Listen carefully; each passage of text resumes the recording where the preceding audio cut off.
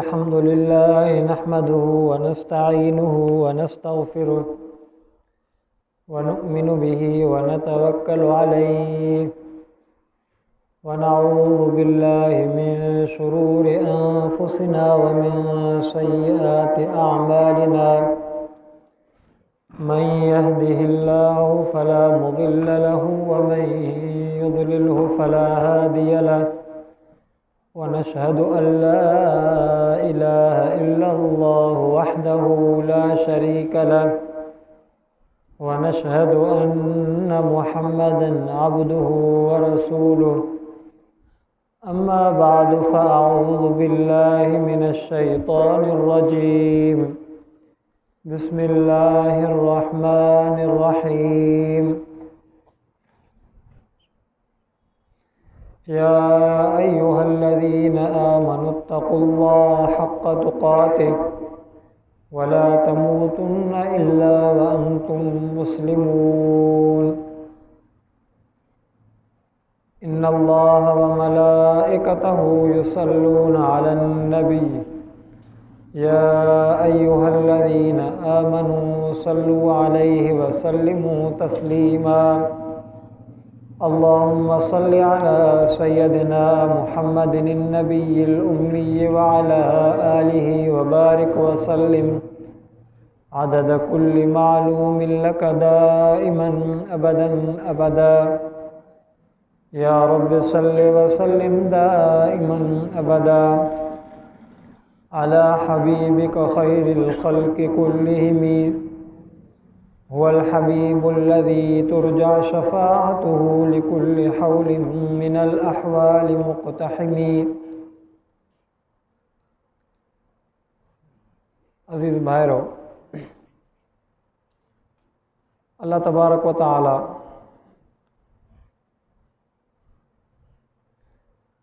पंहिंजे बाननि सां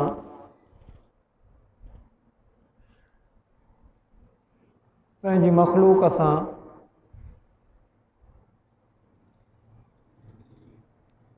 एॾो रहम करण वारो आहे जो उन्हनि बाननि ते पंहिंजी अम्मा बि ओतिरो रहम न कंदी आहे। एॾो अल्लाह तबारक व तआला जो रहम ऐं शफ़क़त, उन जे करे अल्लाह तबारक व तआला उन रहम ऐं शफ़क़त जे करे अल्लाह तबारक व तआला इंसाननि खे बाननि खे पैकेज बि एॾा सस्ता सस्ता ॾिना आहिनि। जीअं दुनिया जे अंदरि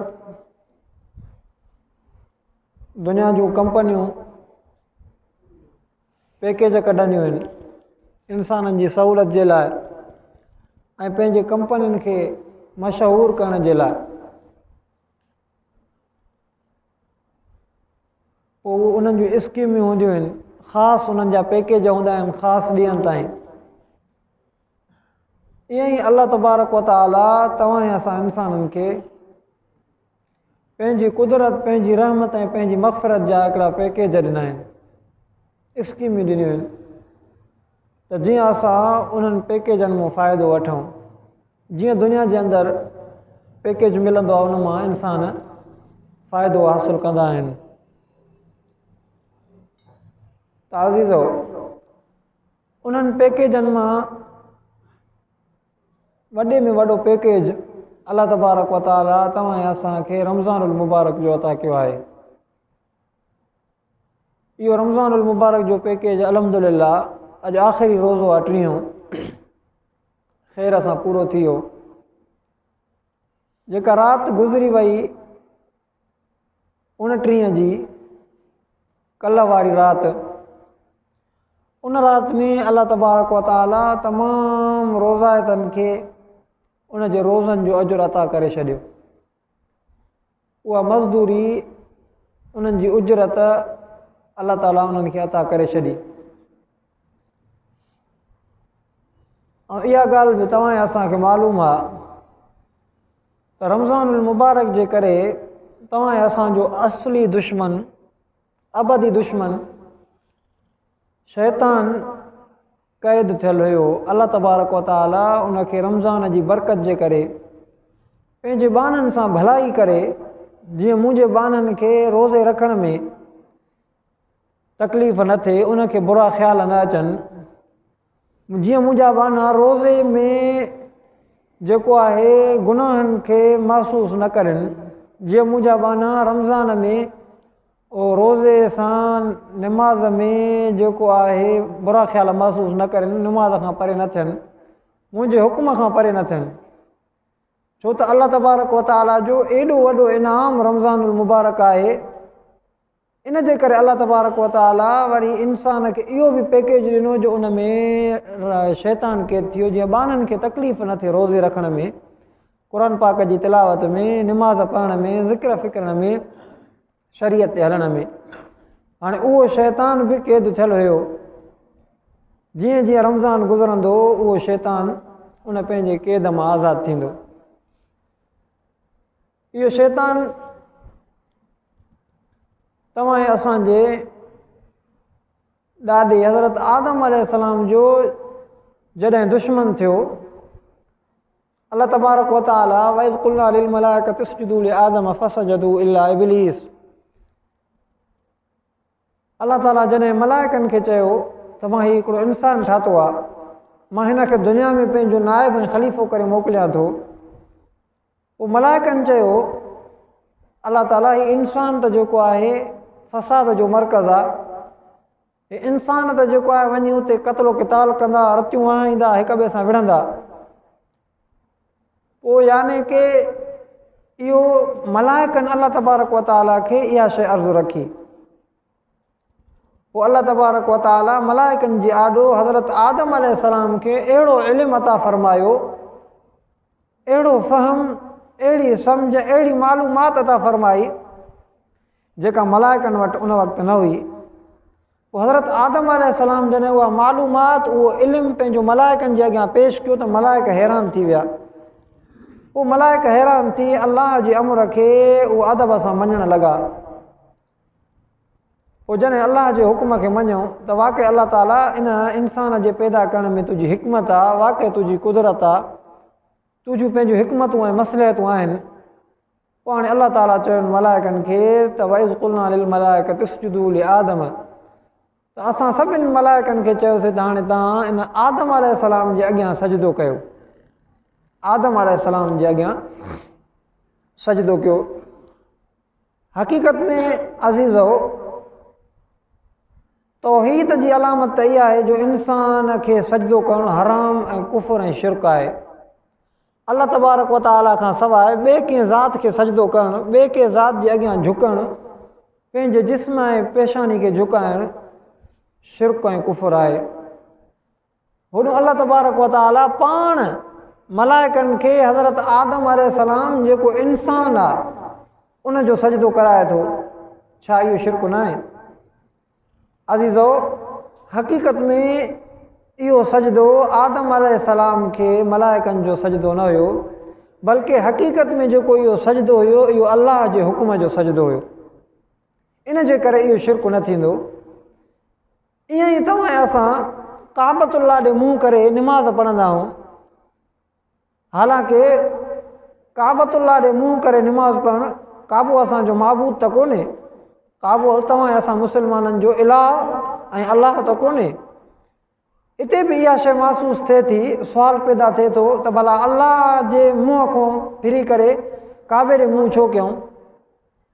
त अल्लाह तबारक व तआला जी हिते बि इहा ई हिकमत आहे, इहो ई जवाबु आहे त हक़ीक़त में जेको असांजो काबे ॾे मुंहुं करे निमाज़ पढ़णु आहे इहो असांजे काबे जे उन कंहिं इलाह ऐं माबूद हुजण जे तौर ते न आहे, बल्कि क़ुर में अल्लाह ताला फरमायो फ़वल्लि वजहक शतरल मस्जिदिल हराम, त तव्हांखे असां मस्जिद हराम जे तरफ़ काबतुल्लाह जे तरफ़ मुंहुं करण जो हुकुम कयूं था। त हक़ीक़त में इहो तव्हां ऐं असांजो ओॾे मुंहुं करणु इहो अल्लाह जे हुकुम जे तरफ़ मुंहुं करणु आहे। तॾहिं त हज़रत उमर रज़ियल्लाहु अन्हु उन काबतुल्लाह ऐं हजर असवद खे मुखातिब थी करे चयो त ऐं पत्थर, तुंहिंजी कहिड़ी हैसियत जो तोॾे असां मुंहुं करे झुकऊं निमाज़ पढ़ूं था, या उन हजर असवद खे चए तुंहिंजी कहिड़ी हैसियत जो असां तोखे चुमियूं ॾियूं था, तुंहिंजी इबादत कयूं था। अल्लाह त हक़ीक़त में हज़रत उमर फरमायो उन पत्थर खे, हजर असवद खे त तुंहिंजी त असांजे अॻियां कोई हैसियत न आहे जेकॾहिं अलाह ताला असांखे तुंहिंजे उन चुमण जो तोॾे मुंहुं करण जो जेको आहे हुकुम न करे आहे। त यकीनन इहो अलाह तबारक व ताला जो अमुर ऐं हुकुम आहे। इन जे करे तव्हां असां काबतुल्लाह ॾे मुंहुं करे निमाज़ पढ़ूं था। त अज़ीज़ो त उन वक़्तु शैतान खे जेको सजदो थियो त इहो शैतान जेको सजदो न कयो, मलाइकनि सजदो कयो हज़रत आदम अलैहिस्सलाम जो। त मलाइकनि जो सजदो हज़रत आदम अलैहिस्सलाम खे कंहिं इंसान ज़ात जो नऊज़ बिल्लाह उहो सजदो न हुयो जीअं अॼुकल्ह सजदो इंसाननि खे कजे थो, शिरक ऐं कुफर आहे, उहो अलाह जे हुकुम जो सजदो हुयो। पोइ उन वक़्तु तमामु मलाइकनि अलाह तबारक व ताला जे हुकुम खे मञे करे हज़रत आदम अलैहिस्सलाम जे अॻियां सजदो कयो, लेकिन फसजदू इल्ला इब्लीस, उन मलाइक सभिनि सजदो कयो, इब्लीस इनकार कयो।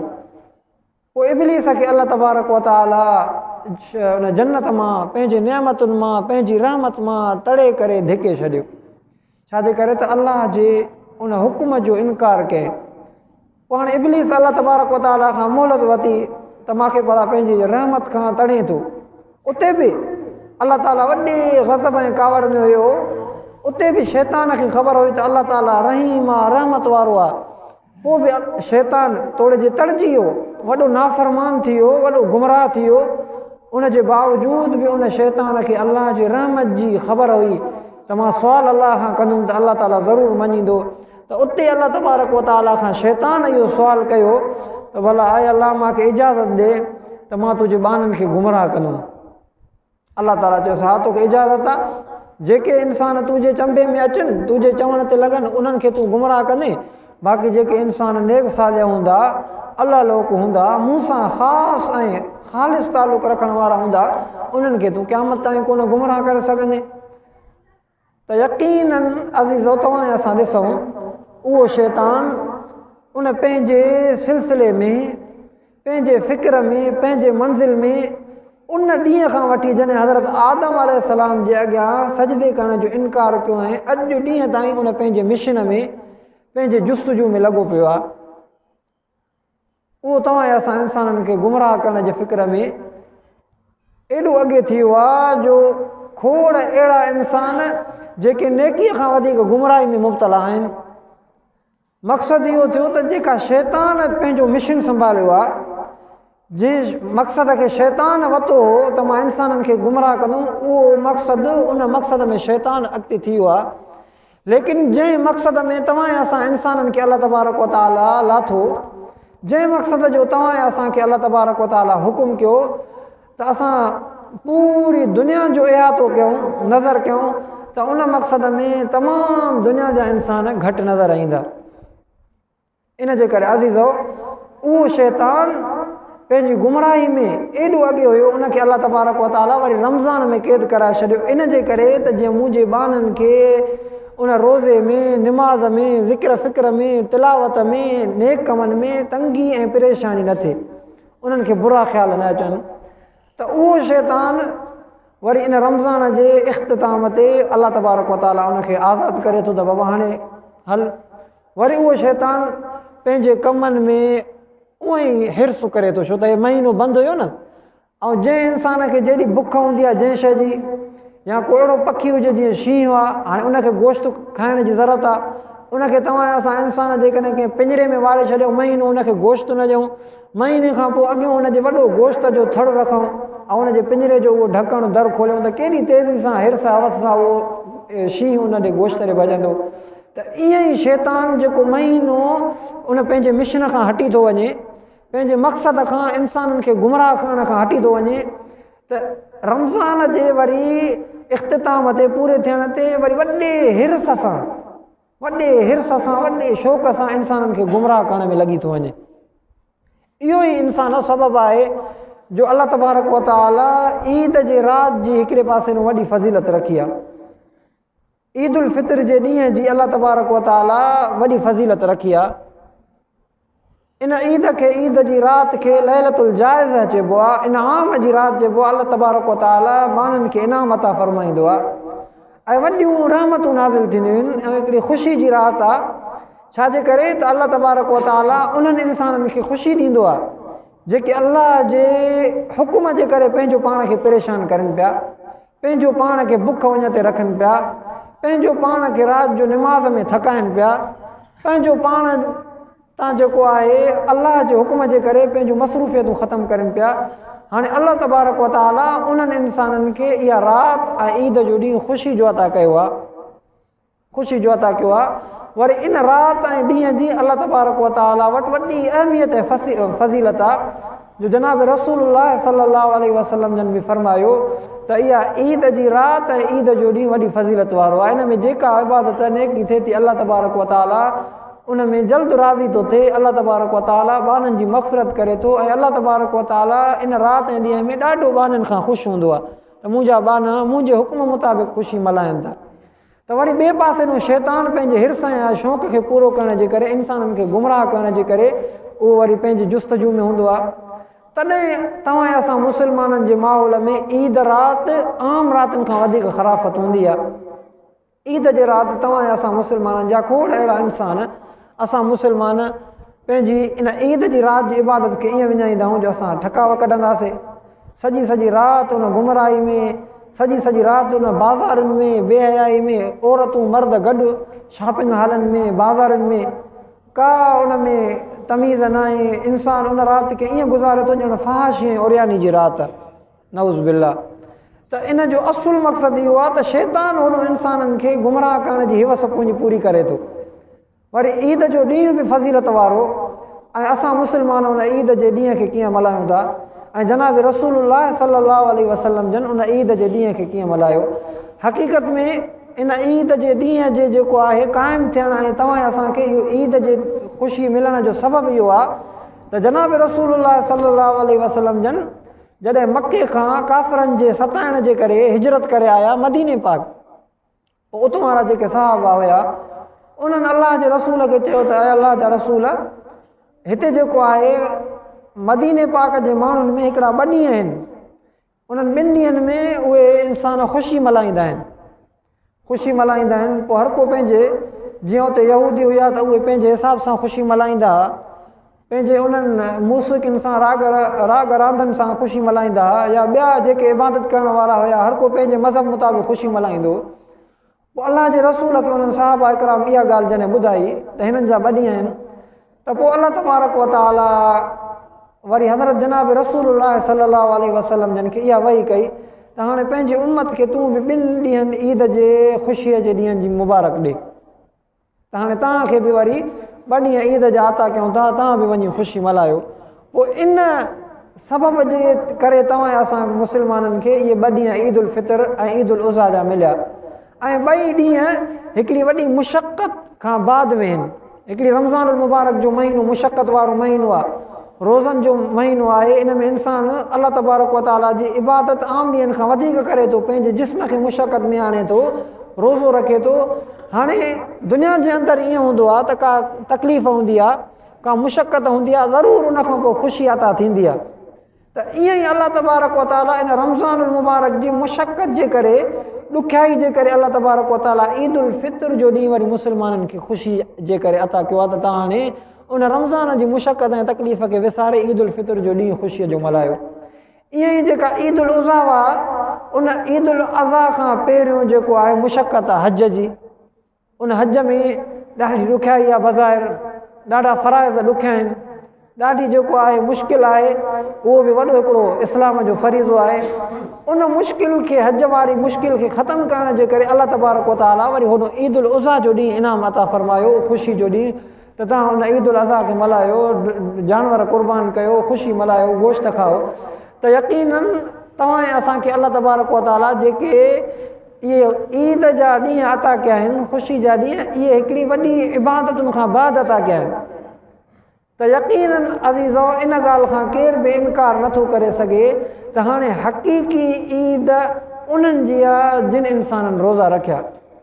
हक़ीक़ी ईद उन्हनि इंसाननि खे मल्हाइणु घुरिजे, हक़ीक़ी तौर ते उहे मुस्लमान ख़ुशि हुजणु घुरिजनि जिन इंसाननि अल्लाह तबारक व ताला जे हुकुम खे मञे तरावीह पढ़ियूं, जिन अल्लाह तबारक व तआला जे हुकुम खे मञे, रमज़ानुल मुबारक में जेको आहे पाबंदी सां क़ुर पाक पढ़ियो, पाबंदी सां निमाज़ पढ़ियो, पाबंदी सां रोज़ा रखियो, ऐं रमज़ानुल मुबारक में पाबंदी सां गुनाहनि खां